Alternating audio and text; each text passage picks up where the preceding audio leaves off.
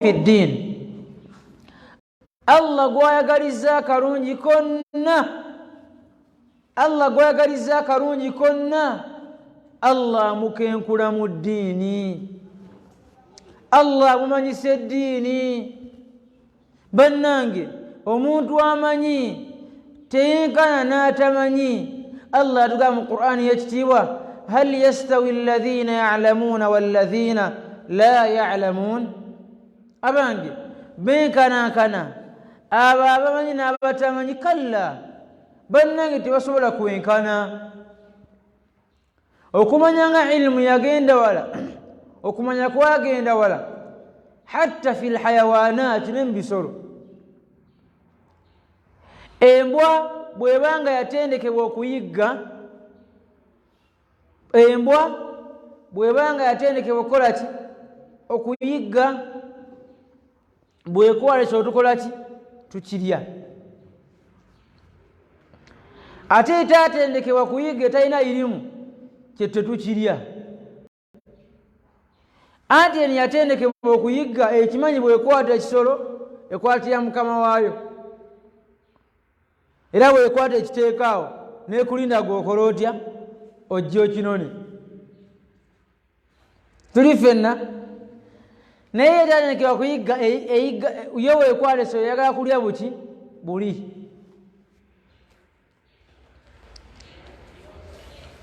ng'ate eteeka obukyafu mu nnyama tolaba omubaka Muhammad sallam yatugamba nti idha walagha alkalb fi ina'i ahadikum singa embwa ewunya mu kyombo ky'omukummwe sowaani kikopo sepiti tukyoza emirundi 7 awulahunna biturab omundi osobola kubeera gwaki wa ttaka kitegeeza nti obukyafu bw'embwa bwagenda waki wala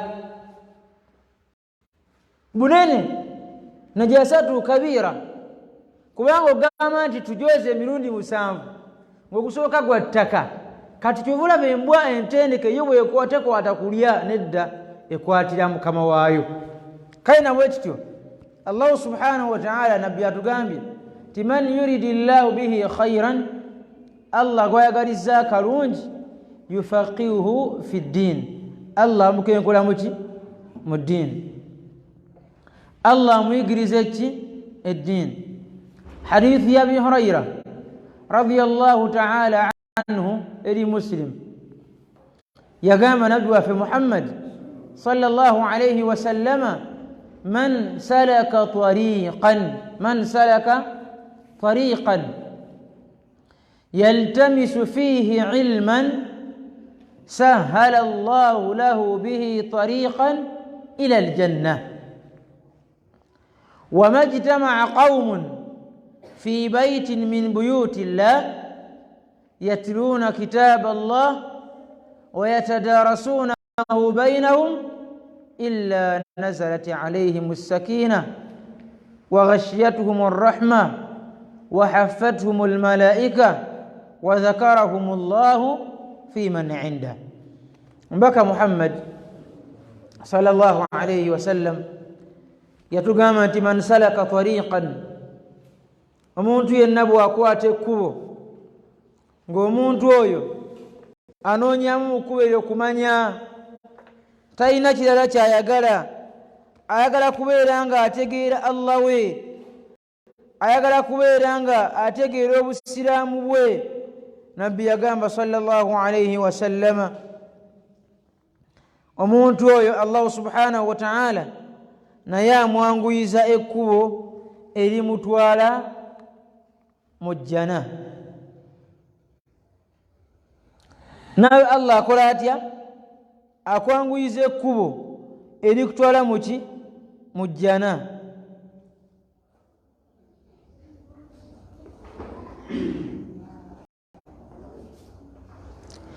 kakati nabbi nagenda sallallahu alayhi wa sallama n'atugamba wama jtama'a qaumun fi baitin min buyuti llah era abantu tebasobola kubeera nga beekuŋŋaanyiriza mwemu ku nnyumba mu nnyumba zaani za Allah. Ate nga tukimanyi bulungi nnyo ahabbu albilaadu ila Allah, nabbi yatugamba ebifo ebikyasinze okubeera nga byagalibwa maaso g'ekibwa Allah subhanahu wa ta'ala, yatugamba masajiduha, gy'emizikiti.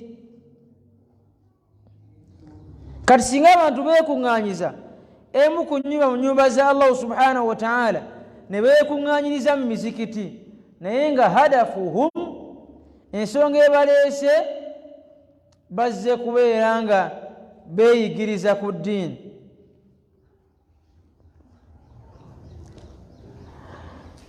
Kakati omubaka Muhammad sallallahu alaihi wasallam yatugamba nti abantu abo bafuna ebintu bino wammanga. Ekisooka,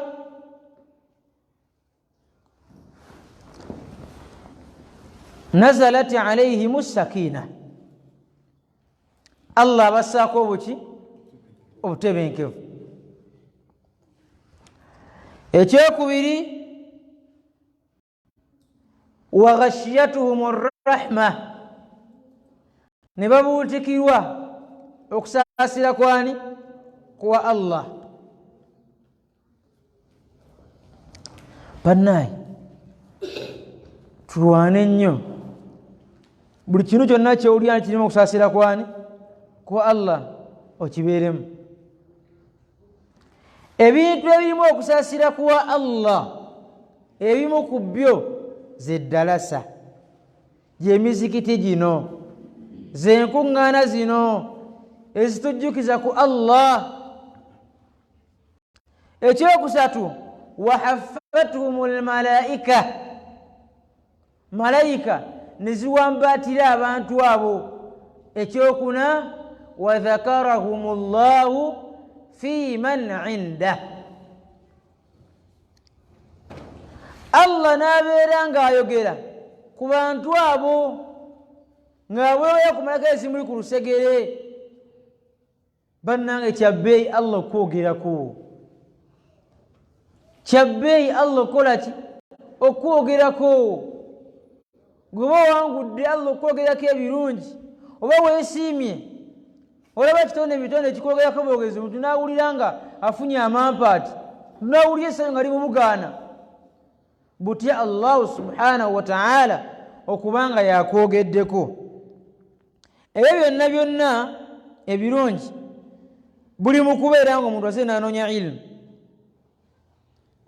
Kakati Qais ibn Kathir agamba, qadima rajulun min almadina ala abi darda wa huwa bidamashq, omusajja yajja eri Abu Darda ng'omusajja ono ava Madina, Abu Darda ng'ali Damashq, wala distance yali mpanvu.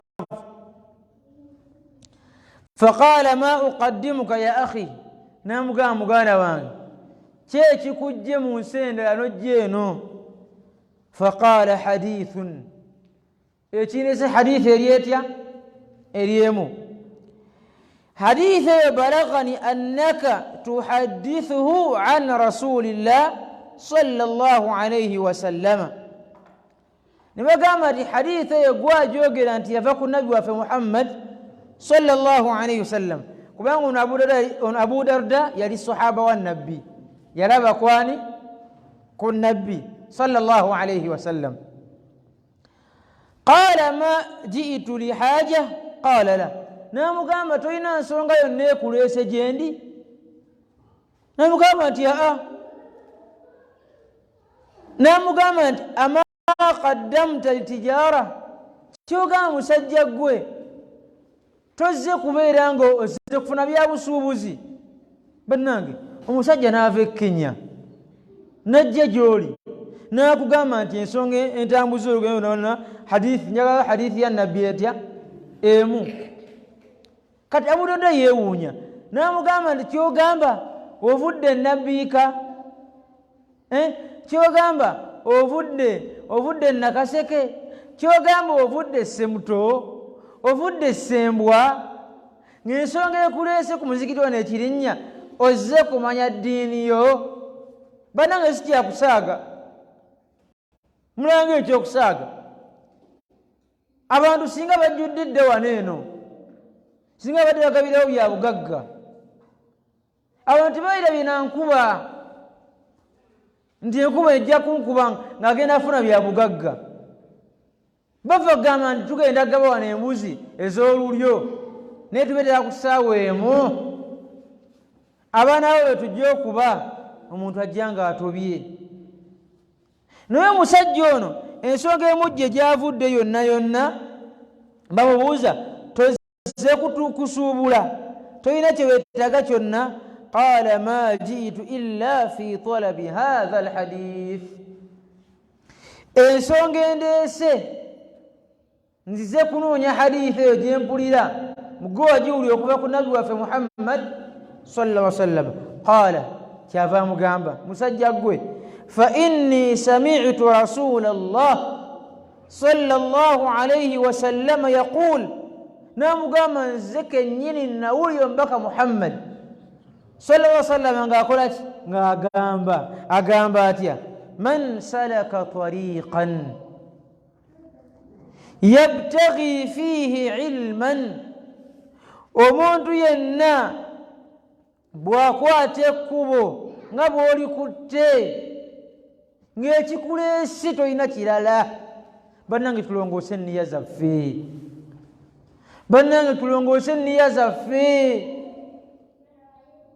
bwe tuba nga tujja ku muzikiti tulongoose enniya zaffe zirongooke tojjala kuba nti gundi anandaba ntya nga sizze tojjala kuba nti waliyo abcd ensonga eryemu yakunoonya ilmu kunoonya kola ki kati swaba agamba nawulira nabbi nti omuntu bw'akwata ekkubo nga mu kkubo yabtaghi fiihi ilman azze kunoonya kumanya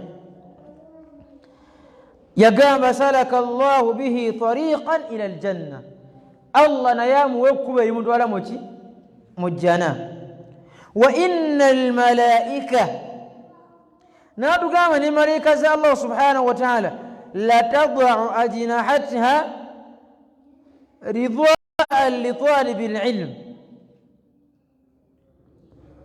malaika zissaayo wawaatiro byazo ebyomunoonyi waki ekitegeeza gwe otambula ku biwati bya zimalayika azze okunoonya okukola ki okumanya kwotambulira wa inna alalama la yastaghfiru lahu man fi samawati alhamdulillah yahdikum llah wa yuslih balakum wa inna alalama ensi yonna esabira omuntu oyo edduwa allah amusonyiwe man fi samawati abali mu ggulu basabirani azze okunoonya okukola ki abali mu ggulu bonna bagamba allah sonyiwe omuddu oyo allah sasira omuddu oyo wa man fi lardi n'abali muno muki n'ebitone ebiri muki mu nsi hatta alhitaanu fi lma nabbi n'atugamba n'ebyennyanja ebiri mu mazzi wansi bikusabira edduwa bannange wa fadlu alalim ala alabid sahaba amugamba n'obulungi bw'omumanyi koyo asinza allah nga talina kumanya kafadlu lqamar ala sairi lkawakib kiringa bwolaba bulungi bw'omwezi ku munyenye ezisigadde kitegeeza nti omwezi gumulisa nnyo okusinga obumunyenye n'obumanyi bwatyo bwafaanana anti amulisiza abantu bangi era tukutegeeza bw'ova wano ng'olina kyotegedde naawe ddayo otegeeza abalala teweetuulako abatasobodde kujja batuuseeko daawa eno hadith ogitegedde mugambe wategedde tubadde naye omusajja ayogedde hadith nti omuntu yenna bw'akwata ekkubo ng'anoonyamu kumanya afuna wammanga. inna al-ulamaa mazima bamanyi warathatul anbiya basika baki baba nabbi. kale naye kyo baganda bange okumanya kuneeno okunoonya okumanya kulina ebirungi biyitirivu nnyo.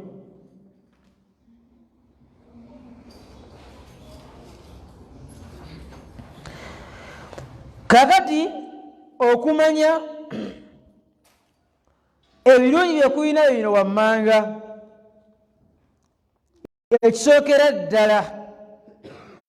ekisookera ddala mu bulungi obuli mu kunoonya okumanya al-ilmu muhadhabun linnufuus. al-ilmu muhadhabun linnufuus, okumanya kuneeno kuzza obujja kulongoosa emyoyo gyaffe. bannange emibiri giridde tugiriisa, n'olya kagulinizi, n'olya kannakati, n'olya kaceere, n'olya konna koolya kooyagala omubiri tuguliisizza. bannange tuliise emyoyo gyaffe, bannange tuliise emyoyo gyaffe. emyoyo gyaffe tugiriisa na ilmu na kumanya. suila Sufyan ibnu Uyayna an fadlu lilm, baabuuza Sufyan ibnu Uyayna ku bukulu bw'okubeera ng'omuntu anoonya ilmu. qaala n'abagamba alam tasma qawluhu hiina bada bih, bannange mwe temukimanyiiko Allah bwe yali ng'ayogera kyeyatandika nakyo yagamba fa'alam annahu la ilaha illa Allah wastaghfir li dhanbik.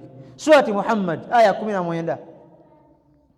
Allah yagamba fa'alam nga tonnakola kintu kyonna Muhammad na buli mugobeezi oyo yenna nga tonnakola kintu kyonna kyonna sooka omanye ekigambo kya la ilaha illa Allah.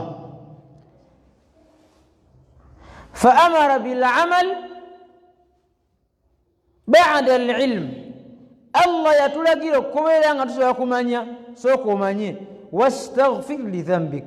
ولفني وسال الله قراتيا akusonyiwa amazambi g'oli lmuminina n'abakkiriza, naye nga tonnakola kintu kyonna sooka obeere ng'onoonya okumanya.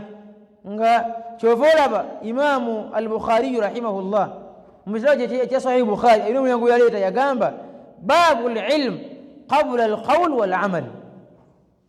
nga tonnaba kukola mulimu gwonna, nga tonnaba kwogera kigambo kyonna, sooka omanye, sooka onoonye okumanya.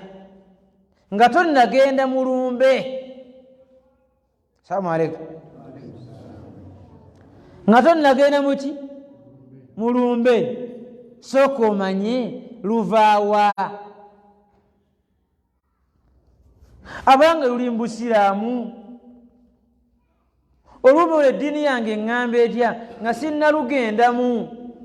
abantu balimba bannaabwe obudde bw'ekiro ne bakeera, nga obudde bukya ne bafulumya oluki olumbe leme kudda waka. bannange ani atta? Assalamu alaikum. bannange ani alina obuvunaanyizibwa ku myoyo gyaffe? sebo olinga agamba nti mawuti tedda mu nnyumba muno olimba, ejja kudda. walaw kuntum fi burujin mushayyada, naye munanga mulina enzigi ezenkana wa, mawuti ejja kuyitawo. kati sooka onoonye okumanya.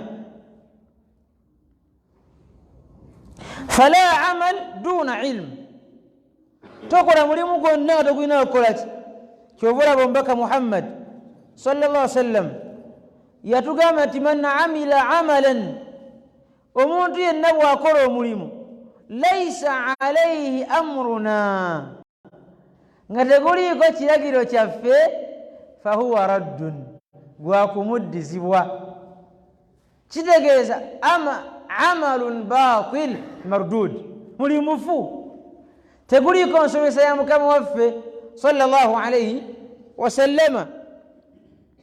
kyova olaba wa awwal ma yanbaghi taallumihi, ekigwanidde okusooka okumanya mu byonna, ekigwanidde okusooka okumanya mu byonna at-tawhid, kwawula Allah mu irimu yonna yonna. Era omusomo gwange bampadde omusomo gwange okubasomesako gye bujja mu maaso eyo, fadlu tawhid, obukulu obulungi obuli muki mu tawhid, mu kwawulani Allah subhanahu wa ta'ala.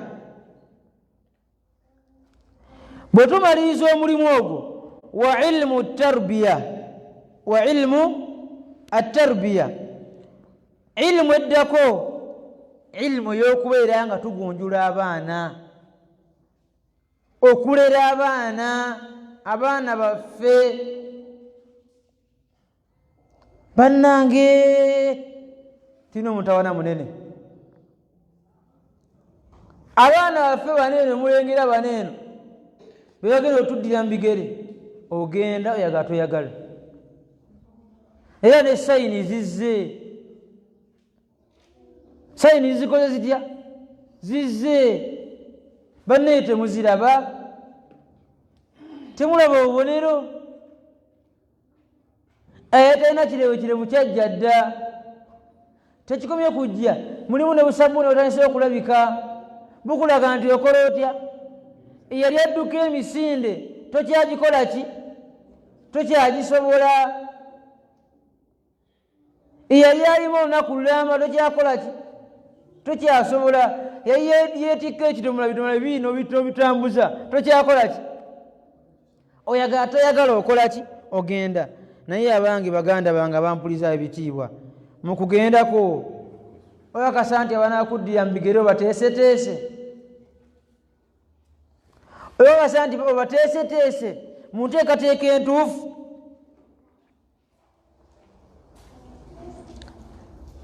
Kale nabwe kityo okumanya kuno eno kuzza obujja emyoyo gyaffe. Ekyokubiri, al-ilmu nuru al-basira, okumanya kuno kitangaala ekikulaga ebituufu. Buli womanya okumanya kuno kitangaala ekikulaga ebiki ebituufu. Pannago omuntu asobola okulaba ekintu nga kikyamu naye nga takiraba nti kiki kikyamu, nga takiraba. Kati ekitangaala kino eno, okumanya kuno eno, woosobole okubeera ng'omanya ebituufu. Kyova olaba walaysa albasaru basaru al-ayn, walaysa albasaru basaru al-ayn. Bannange okulaba okutuufu si kwe kw'amaaso. Abantu bakola ki? Tebakimanyi. Okulaba okutuufu si kwe kwaki? Kw'amaaso. Okulaba okutuufu kwe kwaki? Kw'omutima. Era kyova olaba Allah subhanahu wa ta'ala yatugamba mu Qur'ani ey'ekitiibwa, فإنها لا تعمى الأبصار ولكن تعمى القلوب التي في الصدور. tukola ebintu ebimu naye nga tulowooza nti amaaso gazibye. Nedda, amaaso gano agali mu mutima gakoze gatya? Gazibye. Kale kisobola okubeera nga kizibula amaaso ago.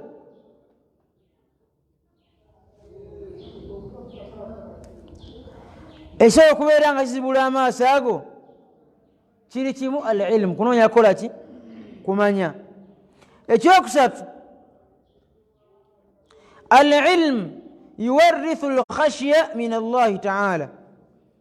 Buli omuntu wanoonya okumanya afuna okutya Allah subhanahu wa ta'ala. Buli omuntu wanoonya okumanya kimuleetera okutyani? Allah. Kyova olaba yagamba Allah subhanahu wa ta'ala إنما يخشى الله من عباده العلماء أباتي الله مبادو بقولاتي بمماني الله أباتي الله مبادو بقولاتي بلو تغير عظمته وبنني الله نو تغير الله يعني نو تغير أماني وكذلك أخذ ربك إذا أخذ القرى هي ظالمة إن أخذه أليم شديد الله بواسله كبيرانغا توسبله كبانت الله بواسله كسانيا وبانت بناغي الله وماني مسوز بلونو متكير الله ومن جافنا خشي يكتي الله وكمتيا كباتي من الله قادر الله مuyinza ayina obusobozi okubeera nga akola Allah ayina obusobozi okubeera nga akola kyonna kyayagala ebyo ogenda bitegeera ddi ogenda bitegeera ng'otudde wansi noonoonya okukola ki noonoonya okumanya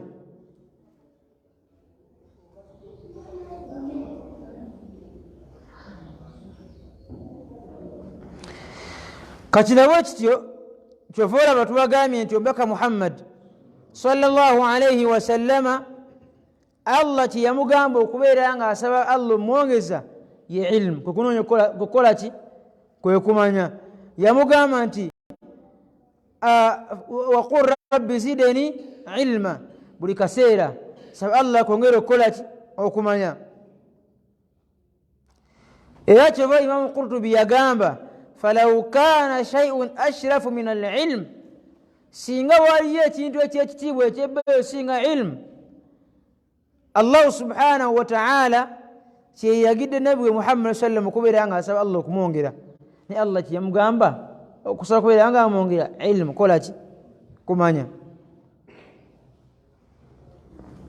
بغانا العلم أفضل من الجهاد العلم أفضل من الجهاد وكنوني وكمانيا كوابي كسينغا كموندو agenze nawana mukubolyani ya Allah subhanahu wa ta'ala okunoonya okumanya kwa bei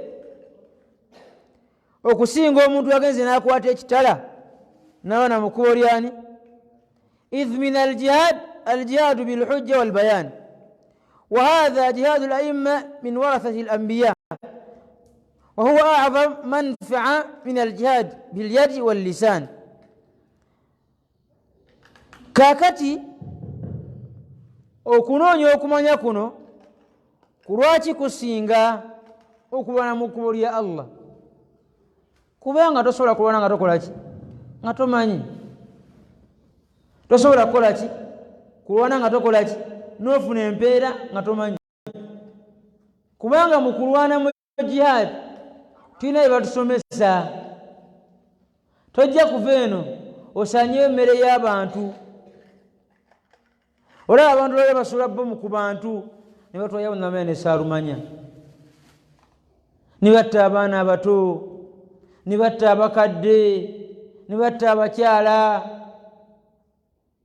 febe tebiri mu busiraamu era obusiraamu tebukola ki tebubikkiriza kiba kitegeeza nti omuntu oyo tagenda kola ki tagenda funa mpeera ze mukola ki mukubeera nga tagenda funa mpeera mukubeera nga akola ki mukulwana ekwalwanyi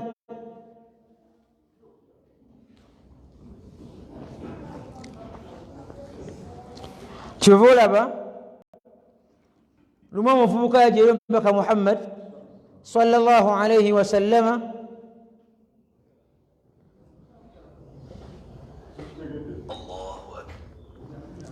ng'omusajja oyo kimuleese azze kubeera nga anoonya kukola ki azze kubeera nga wala mu kkubo lyani ya Allah subhanahu wa ta'ala nabbi namugamba nti bakadde obalamu namugamba fa fihima jihad genda labire bakaddewo kituni osinga jihad nabbi yagamba mu hadithi endala yagamba nti masjidi hadha omuntu yenna bwajja muzikiti gwange guno masjidi nabawi lam yatihi illa li khairin yata'allamuhu au yuallimahu ng'ensonga emuleese masjidi yange eno azze kubeera nga anoonya kumanya oba kusomesa fahuwa fi manzilati lmujahidi fi sabilillah omuntu ekifo kyabaamu abeera nga omuntu alana mu kkubo lyani lya allahu subhanahu wa ta'ala abeera mu kifo kyekimu nga azze kukola ki kunoonya kumanya era kyova olaba okumanya nga ilmu yagenda wala nabbi yagamba sallallahu alayhi wasallama la hasadun illa fi ithnatayn toteekeddwa kukwatibwa nswala okujjayo ku bintu bya miteeko emeka ebiri mulimu rajulun ataahu llahu maalan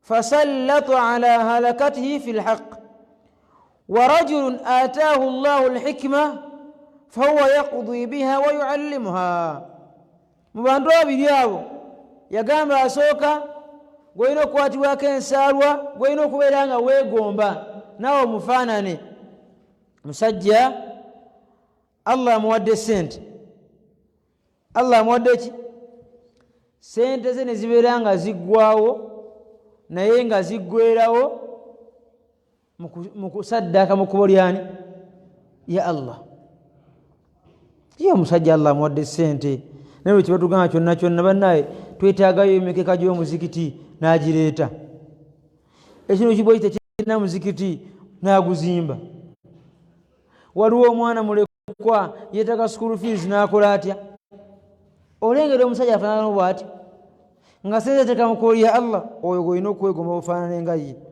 omulala ورجل آتاه الله الحكمة يمسجى الله gwe okumanya okumanya okwo akola atya akukozesa era nabeera nga akola atya nabeera nga akusaasaanya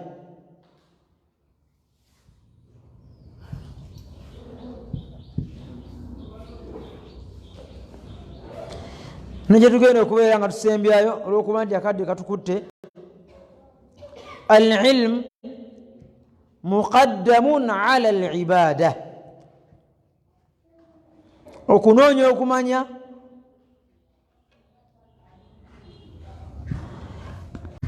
okunoonya okumanya kukulembezebwa ku ibada okunoonya okukola ki okumanya singa oyagadde osoma qur'ani yeeri ewaka ewuwo ne bagamba nti waliwo eddalasa wali eri qur'ani giteeke wabbali osooka ojja onoonya okukola ki okumanya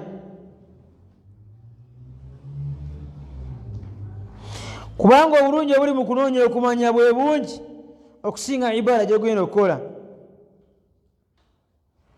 olwa hadithi gyetwalabyeko mwe mulina yaba ogyefaananyirizaako ng'eva wa ummuna aisha radiyallahu ta'ala anha maama waffe aisha qalat yagamba qala rasulullah sallallahu alaihi wasallam nabbi yagamba inna allaha awha ilayya allah yansaako obubaka ng'agamba atya annahu man salaka maslakan fi talabi alilm omuntu yenna bw'akwata ekkubo nga mu kkubo lyakutte eryo anoonyamu kumanya sahalat lahu tariqa aljanna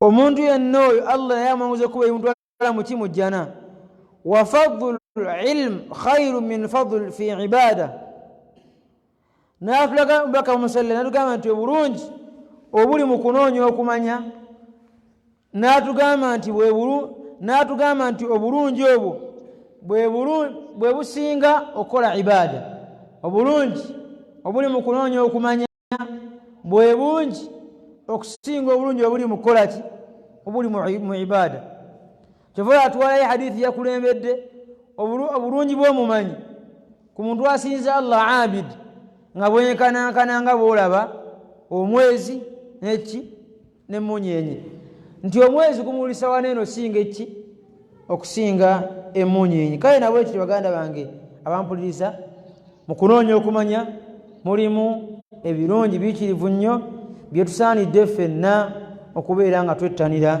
biidhinillahi tabaraka wataala. Mukkirize inshallah mu dakiika zange zisigaddeyo 5 alina kyayagala okubeera nga atubuuze tubeere nga tweyongerayo musomo gwaffe biidhinillah tufune omwalimu omulala. Barakallahu fikum wa jazakumullahu khaira. Naam,